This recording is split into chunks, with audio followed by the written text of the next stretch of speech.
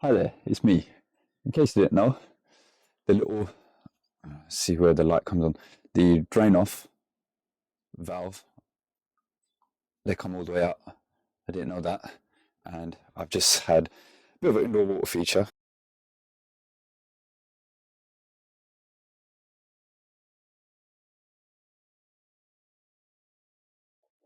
Hi everyone, and thanks for tuning into this week's video. Firstly, I want to apologize for the sound quality at the beginning of this video, like the first half of it. I've got new microphones for my camera, which I'm trialing out. I didn't realize that there was volume adjustments on it until later on in the week, so the volume might sound a little bit distorted at the beginning, a bit too loud, but it gets better towards the end of the video. Please let me know what you think of the sound quality. If it's still not great, then I might just invest in the DJI ones, but I've got these on offer. They're the Holyland ones, so I'm giving them a go. Also, if you could please just take 5 seconds before you carry on watching this video, hit the subscribe button. Also, hit the thumbs up button, hit the little bell button. It will really help me out. I know a lot of you guys last week, you really helped me out on my video. I gained almost, I think, 50 subscribers off the back of it, so it really helps me, really motivates me to keep doing these videos. So please, yeah, just take 5 seconds and hit the subscribe button. I really appreciate it. Also, the length of this video is a little bit longer than what I normally do.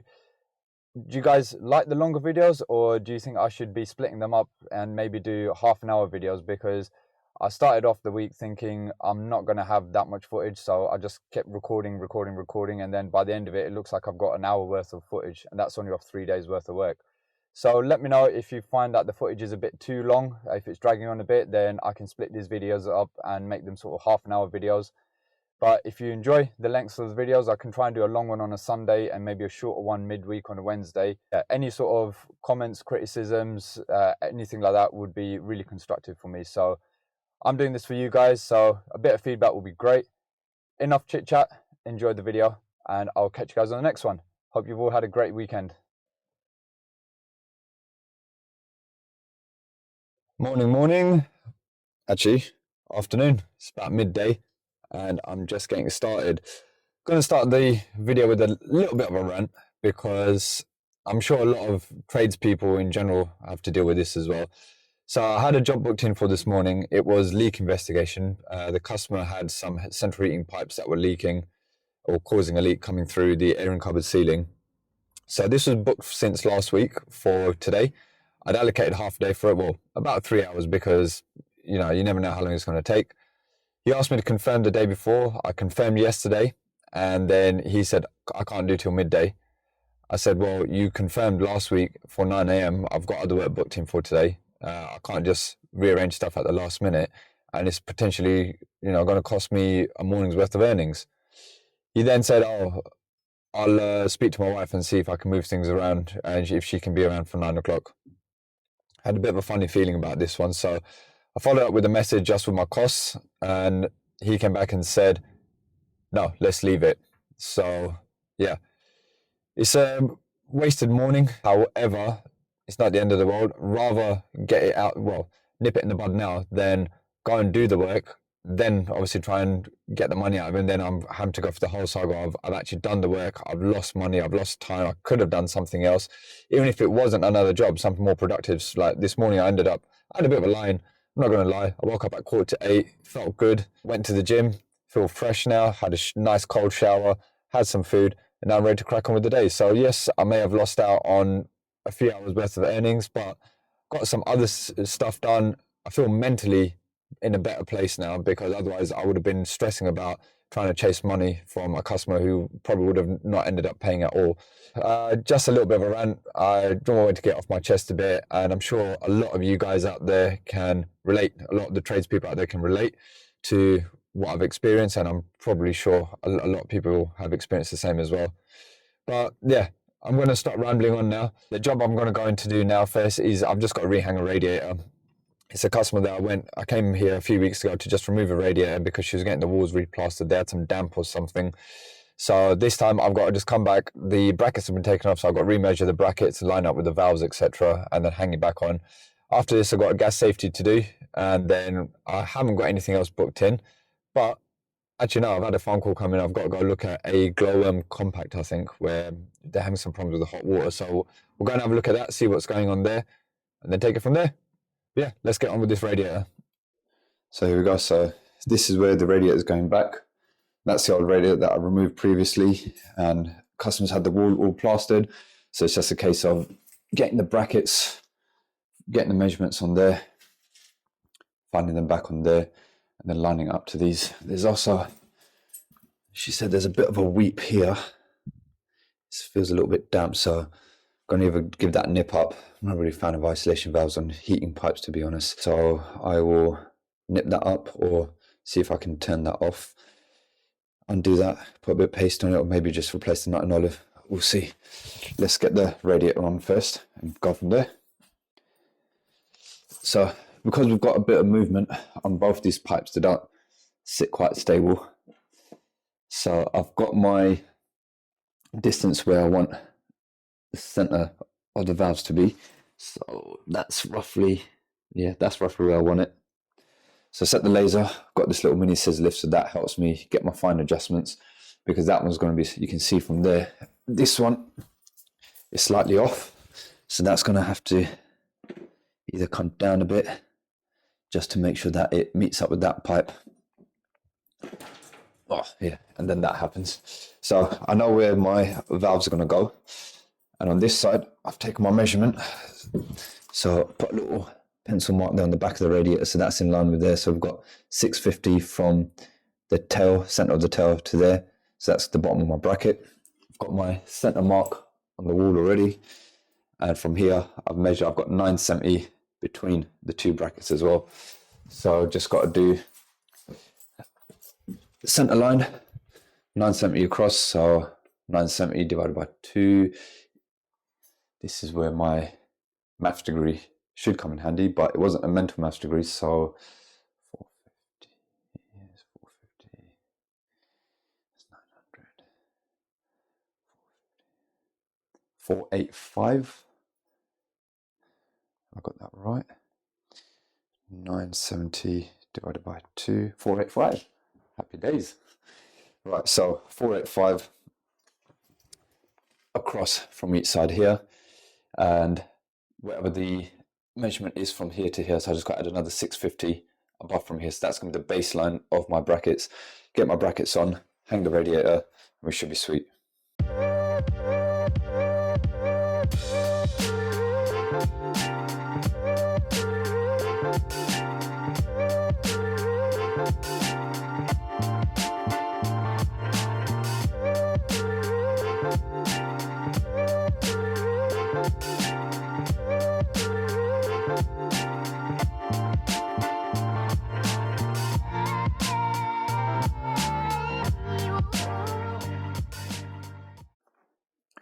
So radiator's on, nice and level.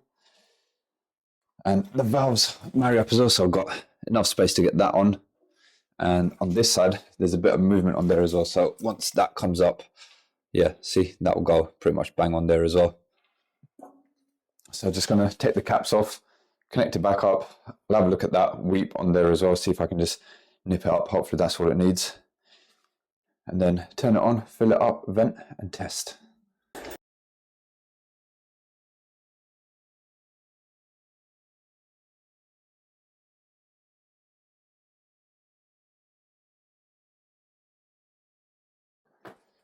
Right, we're all done. Heating's on. Oh, can't even keep my hand on that. It's nice and hot all the way to the top, so no air in there, it's all been bled. That's that job done. Next job is a gas safety, so just gonna have a look at that one. Right, so here we are at the next job. Got a bit of a tropical storm going on outside, but luckily we're inside, so we should be all good. Boilers in this cupboard here, we've got main Eco Elite, so just gonna be doing a gas safety on that. Got a gas hob as well, so I've got to test that as well. Doing my gas safety on powered now, so if you guys haven't seen that before, check it out. It's really easy to do all your gas sets, invoicing and everything. Gas meter is in here. There we go. So looking for earth bonding, yeah, so earth bonding is up there, so that's fine. Meters on the bracket, it's all secure. ECV falls to off. Let's pop that off because we've got to do a tightness test anyway. Yeah, cool. So Let me just flick the boiler off and I'll get started. So whilst I'm doing my tightness test, I've got about 20 seconds left. Just doing a quick visual inspection of the boiler. I mean, this is, I don't think it's that old. What is it? 2019. Yeah, so it's not that old. And yeah, it's in very good condition. Don't really see a lot of main eco elites in this good condition usually. There's always a few issues with them, but yeah, that's a good nick. Whilst I'm also waiting for the tightness test to be done. Oh, that's done. Whip the oven out as well. Just make sure, I mean, I've been here before, so I know it's all fine, but I always like to double check anyway. So whip the oven out, just make sure that the gas pipe and everything's okay. Make sure there's a gas isolation valve under there, and then we can start doing our tests on the hob as well as the boiler. Okay, so I've got my analyzer purging, the tightness test and everything was all good. So in the meantime, I'll just get this into service mode. So I'll start gas rating it. All right, let's see.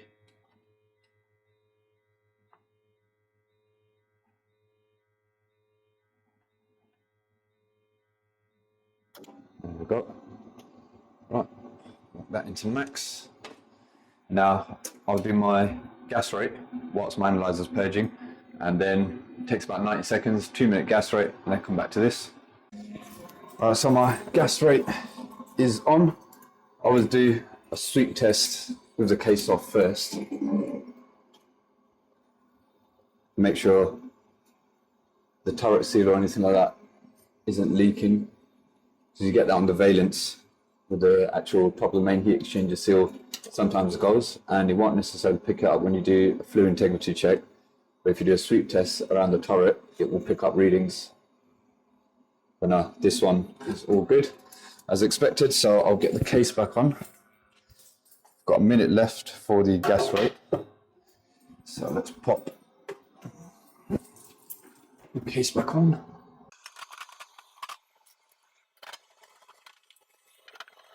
I've got 20 seconds left on the gas rate.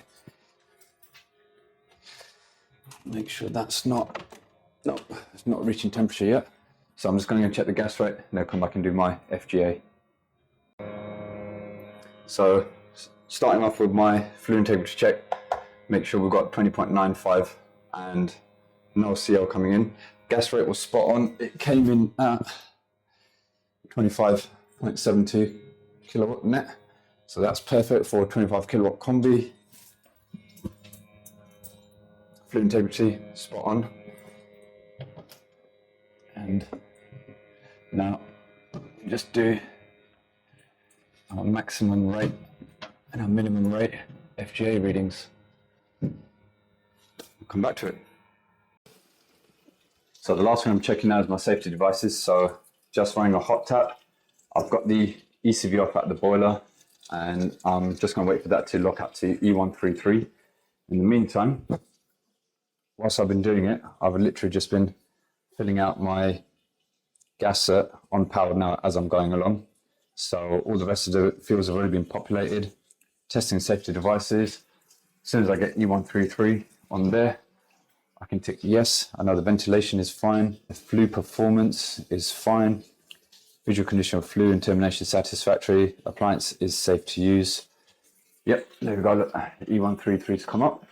So safety devices are working, which is fine. Let's pop the ECV back on.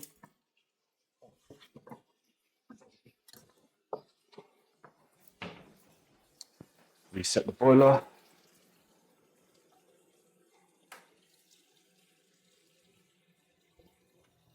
And wait for it to fire up again. There we go. Flames on. Boiler's working. So I can turn that off and then do the hob. So yeah, as I was saying, powered now is what I'm using to do all my gas sets, my invoices and everything. You guys have seen me talk about this before. If you want to get a go yourself, you've got 14 days free trial, and then there's 50% off for the first 3 months. The link's in my description. Give it a go. It might just help you guys out as well. Just gonna crack on with the hob now. So just pop the oven out and look underneath here. So I've got gas isolation valve, so that's all good. Just going to take the details of the data badge for the hob and then pop the oven back in, fire it up. Standard gas rate on this one, no FGA on this. Gas rate, test the safety devices, make sure the thermocouples all and the FSDs all clicking off. Should be good. Okay, so just finished gas rating it. That was spot on. So now let's just check the safety devices. We had a nice bright blue flame picture. Just waiting for the 4 clicks. 1, 2, 3, 4. Bingo. Safety devices passed, ventilation is passed because we've got an operable window to fresh air. Flue performance, NA, appliance safe, yes. Warning, notice issued, no. Done. It's as easy as that. Now just got to fill out the other bits, click next, and that will get sent straight to the landlord. Then it will ask me if I want to produce an invoice. I'll produce an invoice, that'll get sent to the landlord, I'll get paid, jobs are good done. Right, you guys might remember this from one of my shorts. I think I put it up as a short. Glowworm compact, the hot water wouldn't turn off. Oh, so literally as soon as you turn the boiler on, fires up for hot water straight away, even though there's no hot tap running. So last time, Josh changed the diaphragm pin in this. Let's turn it off, don't want it to overheat. So you've got the hot water diaphragm pin in there, which he replaced. So I'm just gonna get that open and see if that's still calling, if that's gone faulty again.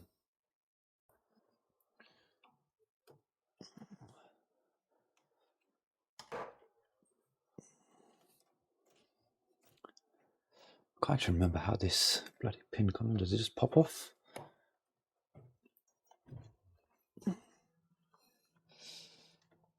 Yep. Okay. Yeah, that pin's buggered again. If I open a hot tap, pushes out, doesn't push back in again. Push it out, turn it off. Yeah, see, it's just staying out again. Try again. Let's have a look.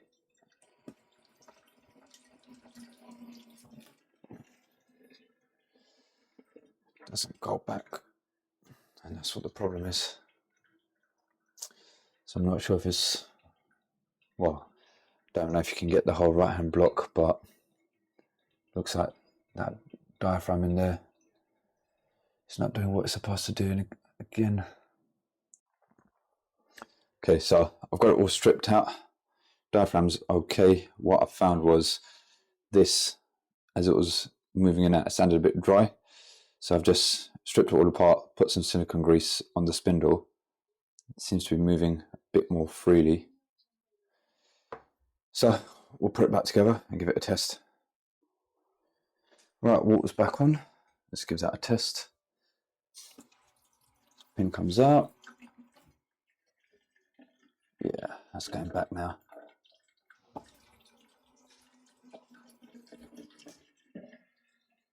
Sweet.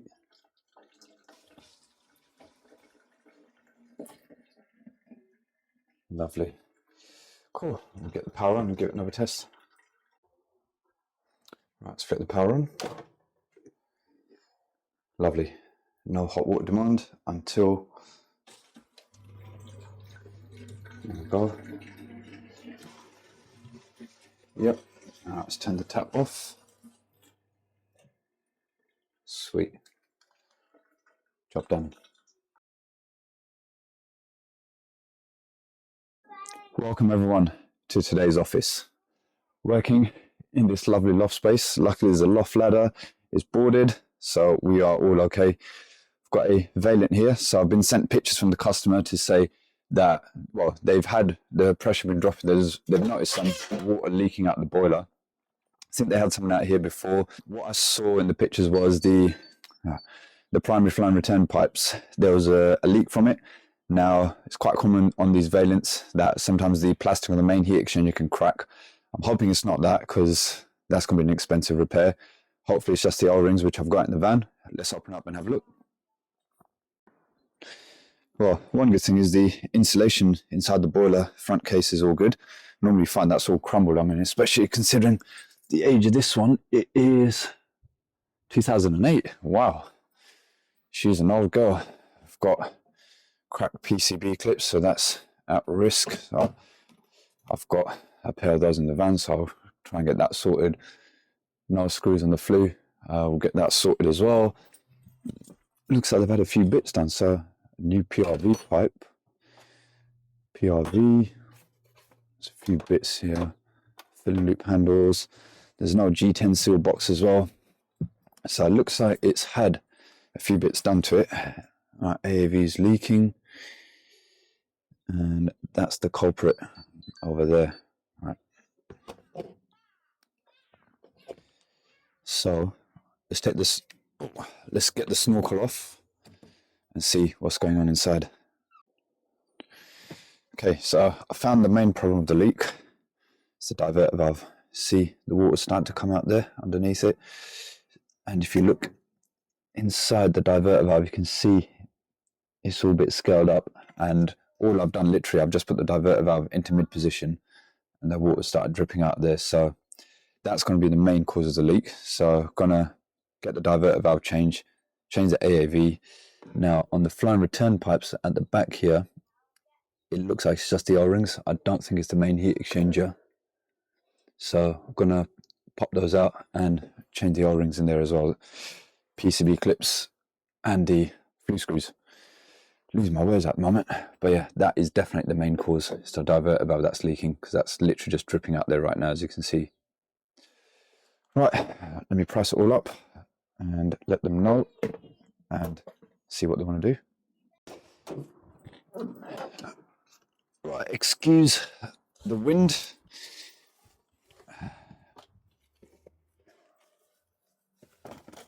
One Vaillant diverter valve, check. Right, these luckily just came through.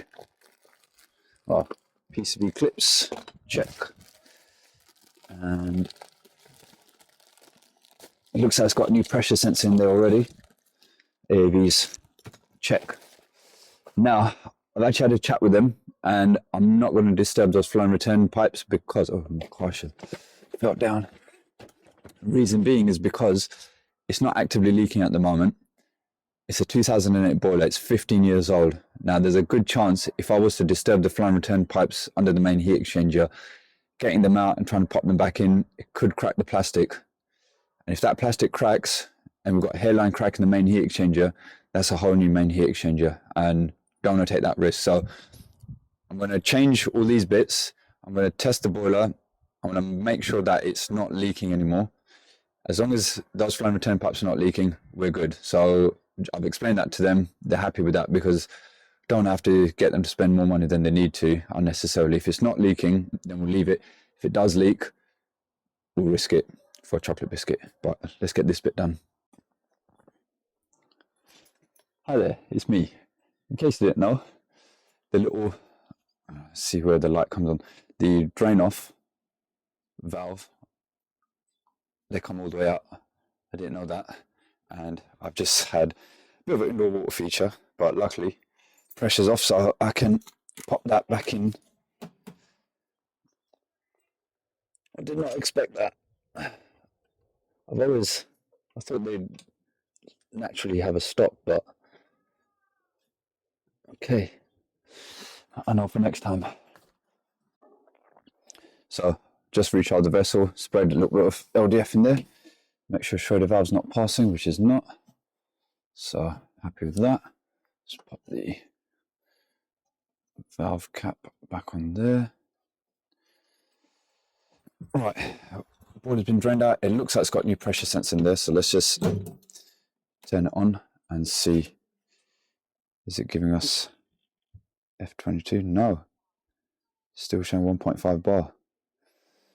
Okay, so gonna need a new pressure sensor there as well. Let's turn that off for now.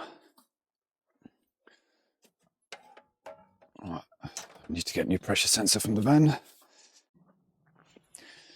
Right, so AAV's been replaced. pressure sensor. I've put a new pressure sensor in as well.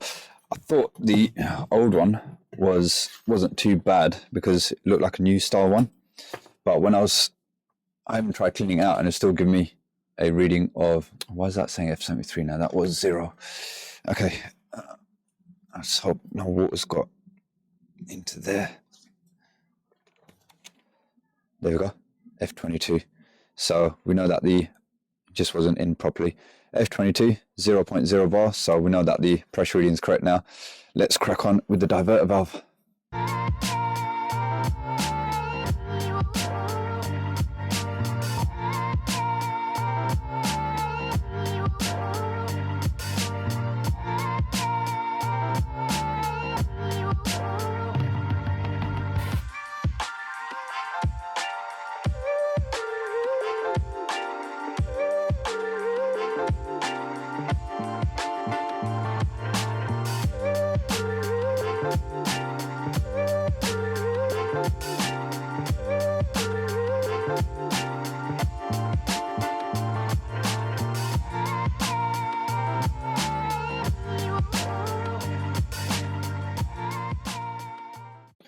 Right, job's done.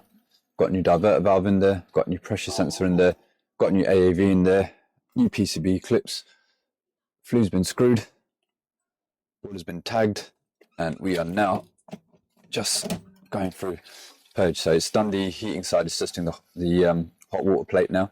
Once that's finished purging, we'll just get it on, make sure it's all running perfectly, and move on to the next one. So what have I got to? I've got another 3 services, I believe.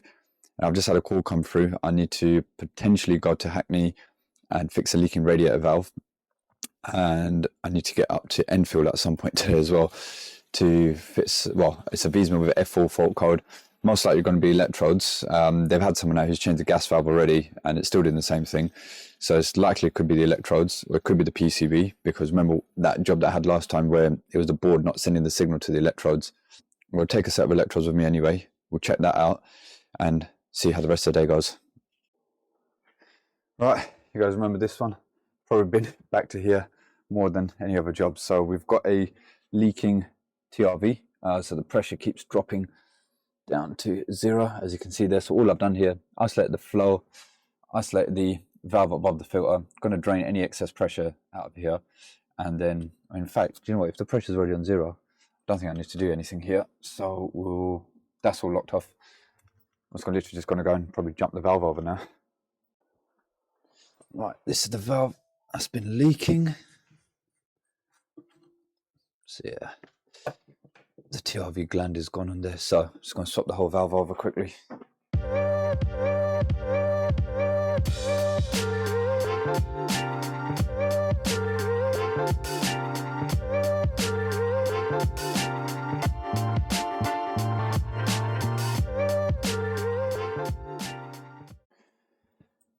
All right, let's top up the pressure. So open that.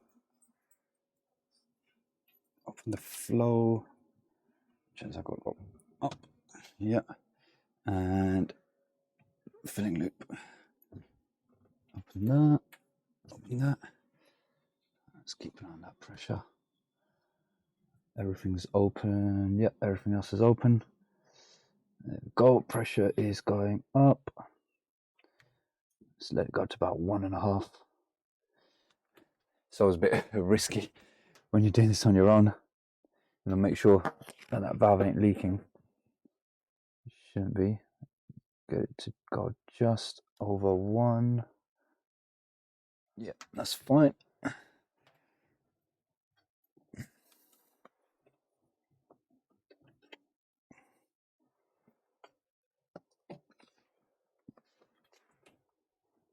Okay. All right. Let's go and check that. Let's go and check that radiator valve.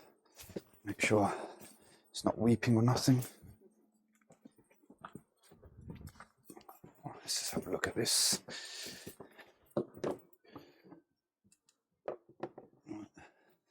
That's all good.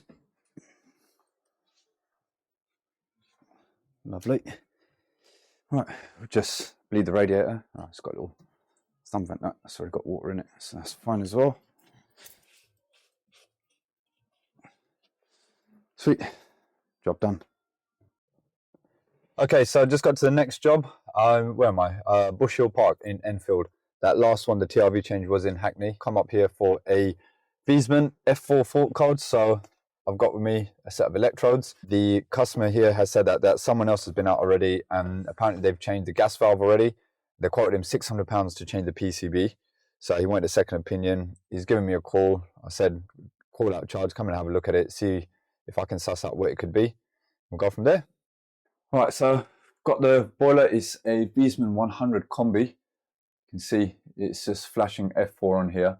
So the customer just updated me. He had someone around this morning to change the gas valve, but it's made no difference. So let's get the case open, see if it is the electrodes. If not, we'll carry out a few other checks and see what else it could be. All right, so I've got the electrodes out and they look in good nick. Can't see anything wrong with them. They're not warped or anything like that. I mean, the boiler itself is only about 5 years old. We've got gas to the boiler, so you can see we've got about 22 millibar standing pressure there. So what I'm going to do now, I'm going to pop the electrodes back in and see if we're getting power across the lead. If we are getting power across the lead, then at least we know that the PCB is sending power to it. Then we've just got to investigate a little bit further, see what's... Oh, don't want to drop them electrodes. See what's going on inside. Right, so just reset it. Let's just see if we're getting power. Right, so we're getting power to the electrodes.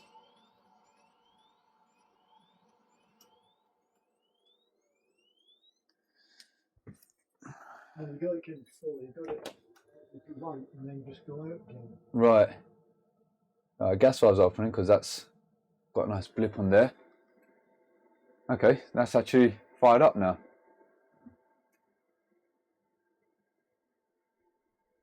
That's a bit of a strange one. Yeah, I think there was one point where it fired up and then after a minute or so it went out again. Right.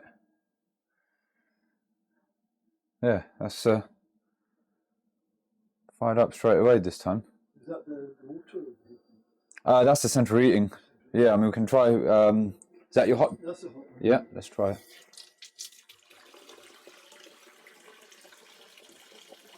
Yeah. Hot water symbols come on.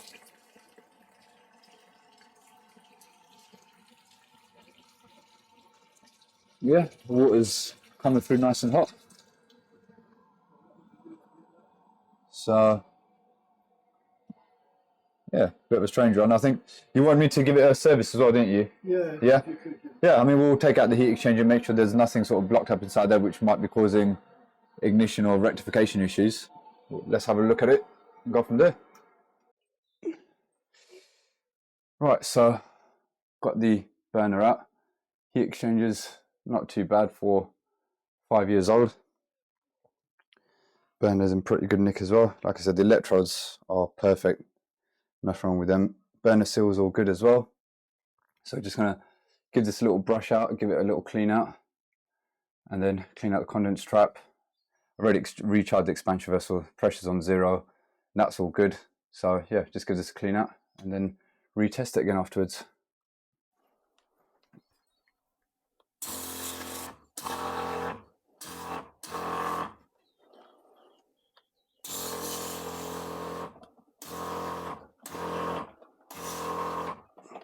There you go, I can see all that bubbling away through there. That's good.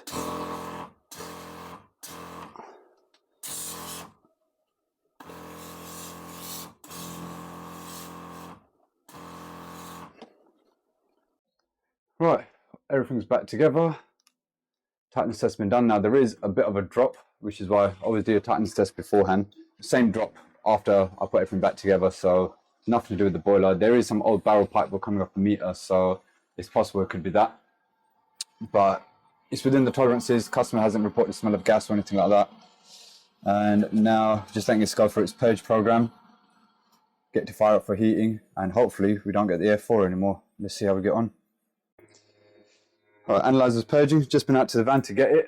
Come back in, and the boiler's still lit up. I don't know if you can see from the glare, flame symbol's still there. So now let's pop this into service mode. Okay. Set that to maximum. Okay, and waiting for her to ramp up. There we go. Right, I'll be back in a minute. Just going to do my gas rate and then do my flue gas analysis, maximum and minimum rate. Check out safety devices. We should be good. Right, boiler is all done. And FGA is all fine. 30 kilowatt combi, 29.77 kilowatt on the gas rate. Everything's good. Everything's working. It's fired up first time. Each time we've now tested the heating and hot water. So I don't know what it was before. Maybe there's a bit of dirt on the electrodes. Maybe the electrode connections were a little bit loose. So it's had a full service now. It's been 5 years. It's never been serviced. Now it should be running sweet as a whistle. So hopefully we shouldn't hear anything back now. Morning. So it's Friday. We made it to the end of the week. First job I've got to do today is I've got to replace a heat miser underfloor heating control center. The reason I've got to replace it is there's an old one there. It's the UH1W, I think. We'll have a look when we get inside. It's just not working. The relays just keep clicking on and off, on and off. It's sending signal to the pump, then killing it on the manifold. Also, the thermostats, the actuators are, well, they're not working properly. The actuators are working, sorry, but it's not working through the control board. So basically, I spoke to Heat Miser. I thought there was a fix around it. I tried to move some of the actuators around to the different ports. Oh, people keep calling me. And it didn't make any difference. So they've basically said it needs to be replaced. It's an obsolete one. The annoying thing about it is you've got to replace all of the stats as well. These stats that are there at the moment, they're not compatible with the new wiring center. So it's just cost the customer a lot more money because now I've got to replace the control center plus 6 thermostats. It is what it is. I mean, they accepted it because there's no other way around it. But I just think it's a bit unfair from Heat Miser why they've made it so that you got to replace all the thermostats. Why couldn't they just be able to replace the wiring center and keep the existing thermostats? Who knows? Anyway, let's get inside, have a look, and we'll go from there. So here we've got the Heat Miser UH1W. So this is basically kaput. It's not doing anything anymore. We've got the new Heat Miser wireless series. What's that? The UH8RF V2. That along with 6 of the Neo Air V3s. So these all need to be replaced as well. So I haven't done one of these before. I've never fitted Heat Miser or an underfloor heating wiring center before. So it's all going to be new for me. So all I'm going to literally do, I'm going to open up the box, label up all the cables here. I've got a nice little label printer here, so I'll show you guys how this works. It's, what's it called? Nimbot D110. It's basically a Bluetooth label printer. So hopefully that should help me out in marking up all the cables and everything, because although there's 1, 2, 3, 4, 5, 6, 7, 8 actuators, some of them are linked together. So there's only 6 zones which are actually active. So yeah, I need to make sure that I don't get anything mixed up. So yeah, we'll get the box off, label up all the wiring so that we know which one is going back to which zone, and then hopefully it should be as straightforward as taking the wires out of here, putting the wires into this one, because it is Heat Miser for Heat Miser. So I'm hoping, fingers crossed, the wiring's not too difficult, but let's see. Okay, so got the old one off, got the new one open, got the wiring diagram here. It looks pretty straightforward. It looks like there's a few extra connections in here which aren't needed anymore, which they've removed from here. So here we've got mains in, boiler enable. Over here the mains in is there, and instead of boiler enable it says heat cool enable. So where they've got a link between the live and a common here, I'm assuming we don't need to put a link in because it's going to be connected via the PCB somehow. And then your normally open, which is your boiler enable out, will be our normally open. So this is like wiring a normal thermostat. The zones are all labeled 1 to 8, 1 to 8. So I literally got to take them out of here, pop them into here. So that shouldn't be a problem. The pump and the zone valve. So this one's got 2. So I know it might be a bit of a shadow from the light.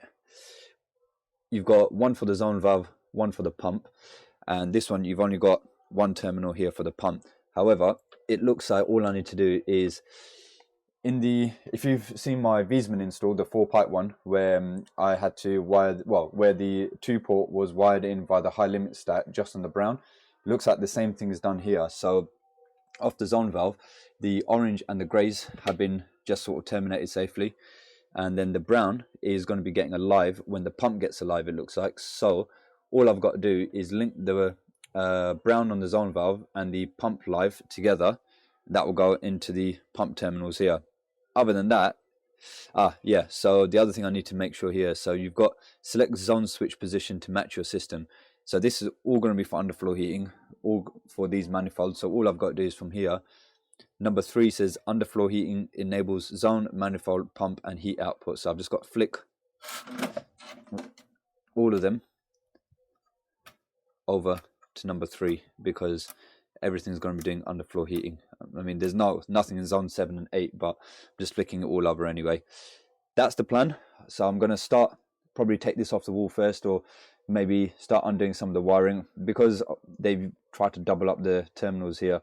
It looks a bit congested, so I'm going to use Wagos inside here so that I've only got one wire going into each bit.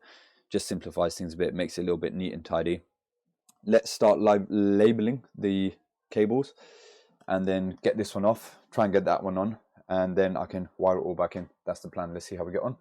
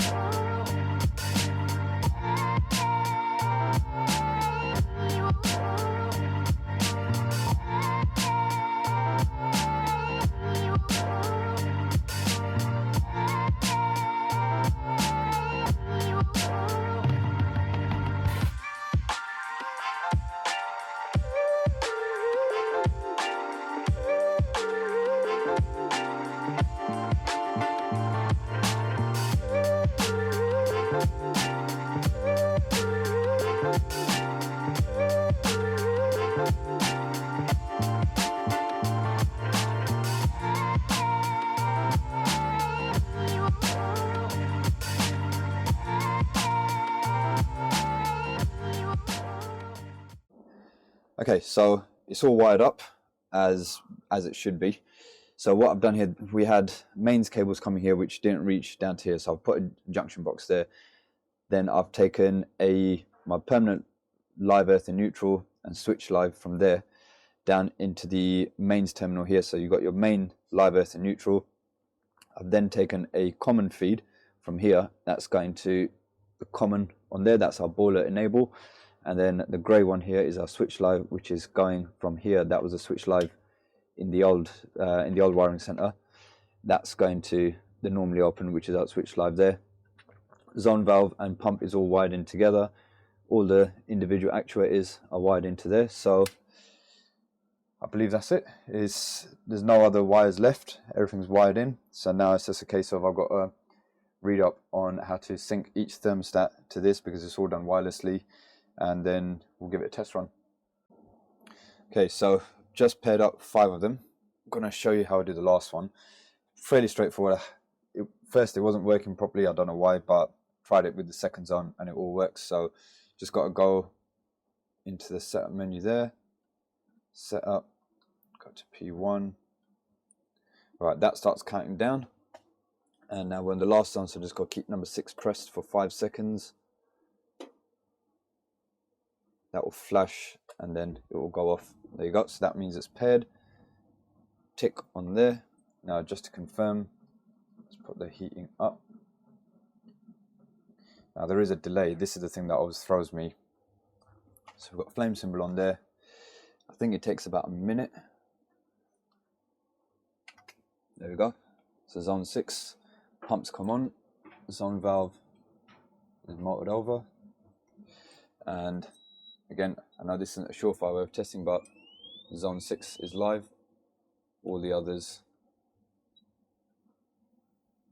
are dead. But zone 6 is live. Right, so that proves that's working. Now we'll just turn it down. Again, there's a short delay. Just let that click off. The zone valve shuts as well. Perfect. So all the thermostats are working. I've printed off little labels on the back of each of them, and this is my little label printer, the Nimbot. So it's just a little Bluetooth printer. So let's go into it. This is going to be zone 6. confirm, print, and then watch this. That's it.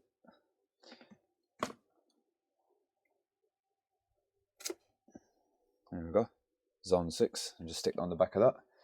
And then I've just got to set the time and dates on all of them and then mount them on the walls. Hopefully the mounts for the existing ones will be the same, so I shouldn't have to re-drill new holes for all the mounts. I should be able to mount them on, but we'll see.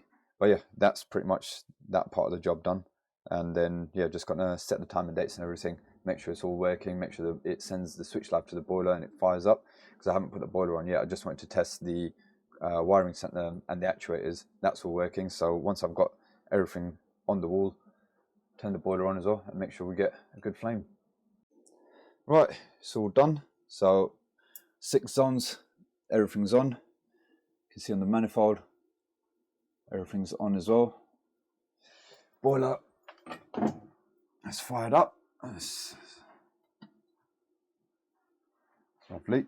So yeah, it's going to take a little while for everything to get warm, but all the thermostats are working, all the actuators are working. So yeah, happy days. Job's a good one. So underfloor heating job's done. Beautiful house here as well. Beautiful place to work. And next one, I'm going to make my way to Southend. It's I'm actually going back to my first ever back boiler conversion I did last year. So it's the first year service on the boiler, and she wants me to fit a couple of radiators as well and have a look at a bath tap. So show you guys the install when we get there and see what we've got to do with the radiators. Right, so here we are in not so sunny Southend today. Weather's a bit gloomy, starting to rain. But this is my good friend's house, and when she moved in here, there was an old back boiler behind there. This was my first ever back boiler conversion, never done one before. And here it is. So we're putting a main Eco Compact there. All the pipework there, so, oh, 1 second. So took the heating flying returns from under there. So we picked up the heating flying returns. All this flooring was up before they were renovating. So floorboards were up, found the heating flying returns. Luckily, it was S-plan, so there was only a flowing return coming off the back boiler, going to the airing cupboard upstairs and then splitting over for the heating and the hot water circuit. So picked up the flowing returns from here, brought them through here, around there, connected onto there. Hot, cold, gas. Gas, I had to do a new gas run, so the meter is in there. ECV is there, which is a bit strange. But yeah, again, all this was up, so done a new gas run from there all the way down there. There was no flooring here, so it was all chased into the concrete floor. That's basically what the flooring was like. All Denso tape, all protected. So gas run is all sweet. Condense as well. Done it in 1.5 inches, I think. Yeah, because it goes back round there into the washing machine waste. Even the hot and colds there, well, hot and colds feeds coming around here for the washing machines. So brought it around that way, across to here, and then to the boiler. So yeah, I'm quite proud of this one. It was my first ever back boiler conversion and worked out well. The conversion upstairs was sweet as well, so I'll just show you what it looks like now. I mean, they've had a lot of work done to the place. They're still in the process of doing some bits, but yeah, airing cupboard was here. The cold water storage tank and the F&E tank were literally just above there, and it was all boxed in, so there was no way of actually getting access to it. So they ripped it out afterwards when they ripped the cupboard out. Hot water cylinder was here, all the pump and everything was there.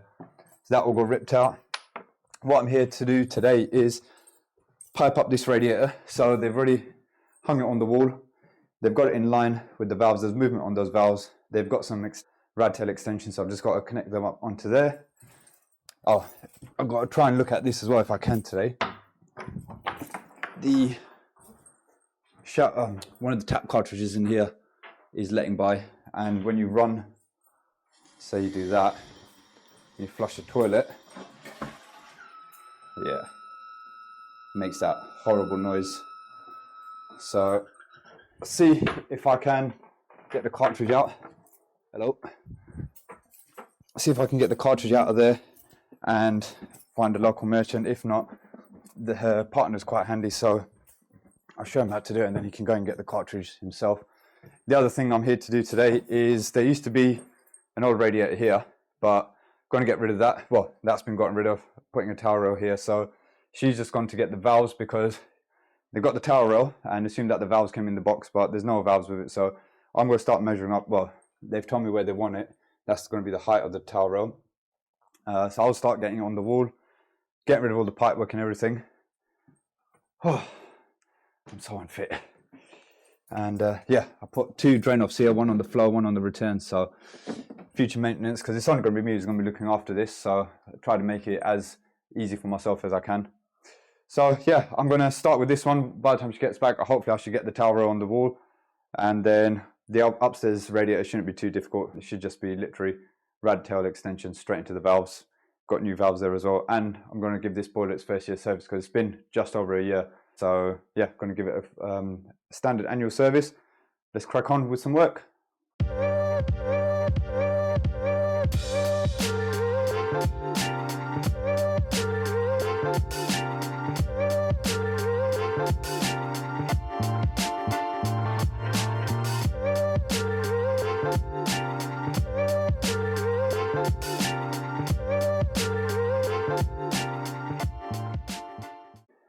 Anyone that says radiators are easy,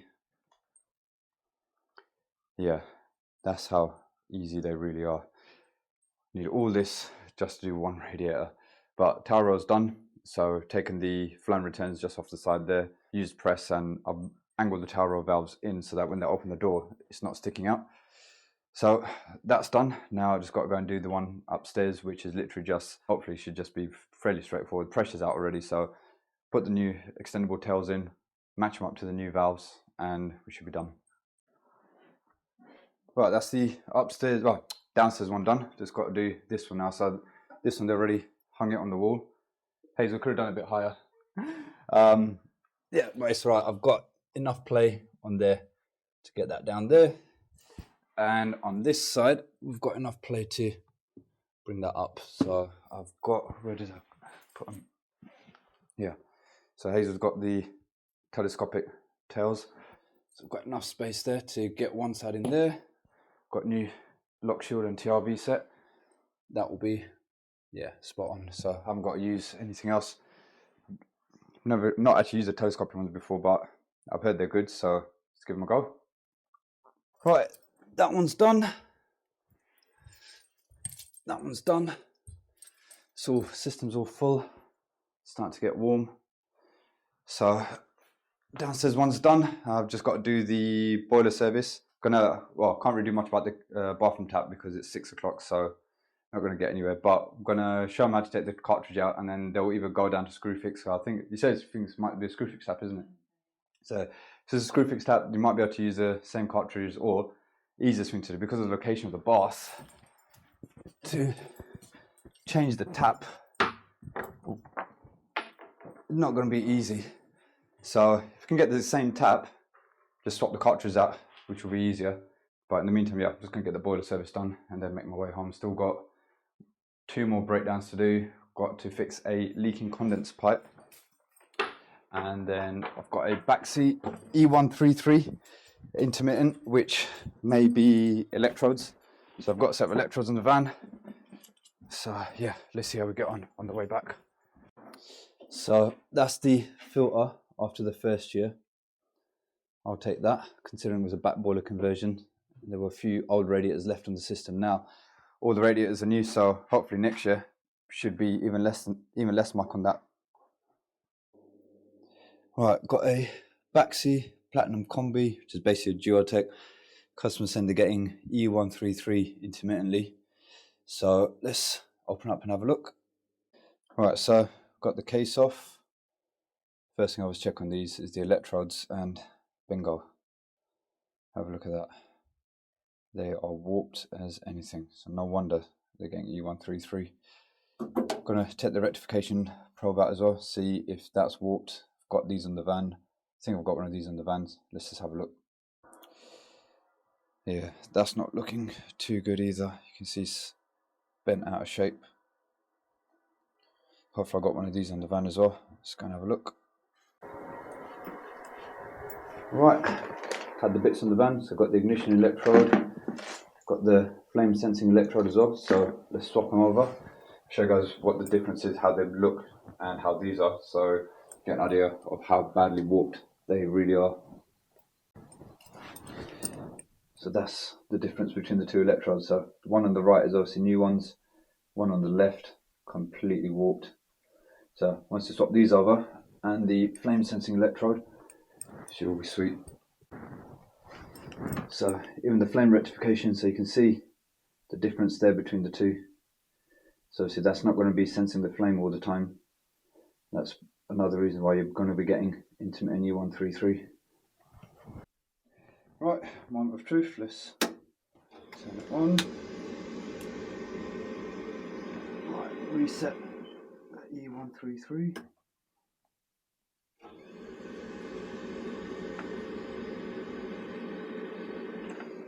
Right, do you want to run a hot tap for me?